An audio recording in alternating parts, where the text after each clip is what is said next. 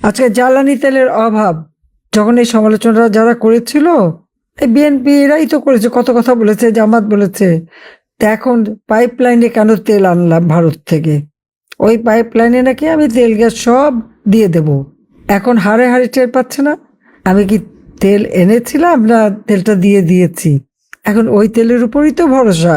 ভারতে গালি দিয়ে চিকেন নেক করবে, সেভেন সিস্টার দখল করবে, লম্বা লম্বা কথা যারা বলেছিল, আজকে সেই ভারতের কাছে তেল ভিক্ষা চেতে হয়, চাল ভিক্ষা চেতে হয়, সার ভিক্ষা চেতে হয়। কেন? বিদ্যুৎ চাইতে চাইতে হয়। আমরা বিদ্যুৎ আমদানি কেন করলাম সেটা নিয়ে সমালোচনা।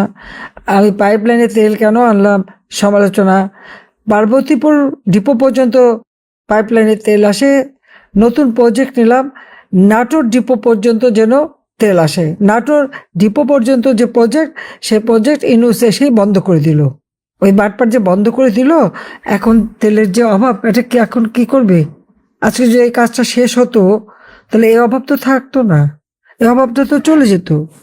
আমি যত কাজ করছি সবই সমালোচনা, ঠিক আছে? যারা সমালোচনা করে, যাদের পছন্দ হয় না, মেট্রো রেল করেছি, খুব খারাপ কাজ, তার জন্য মেট্রো রেলে না চড়ে, এক্সপ্রেসওয়ে দিয়ে তার জন্য গাড়ি না চালায়, সেতু একটার পর একটা সব সেতু ওগুলি যেন পার না হয়, যে রাস্তা করেছে ওই রাস্তার জন্য না চলে, তাহলে তো হয়ে গেল। গালিও দেবেন, ভোগও করবেন, এটা তো হয় না। জাতির পিতা স্বাধীনতা দিয়ে গেছেন। 17ই এপ্রিল যেখানে সরকার গঠন হলো, প্রথম স্বাধীন বাংলাদেশ সরকার, সেই সরকার করেছিল বলেই তো স্বাধীন হয়েছিল, আর স্বাধীন হয়েছে বলেই তো আজকে বিভিন্ন পদ পাচ্ছেন। তে পদগুলি রাখেন কেন? সব ছেড়ে দেন, প্রভু পাকিস্তানের কাছে চলে যান, তাও যদি কিছু দেয়। ওদের বুটের লাথিটা খেতে খুব পছন্দ হচ্ছিল এদের।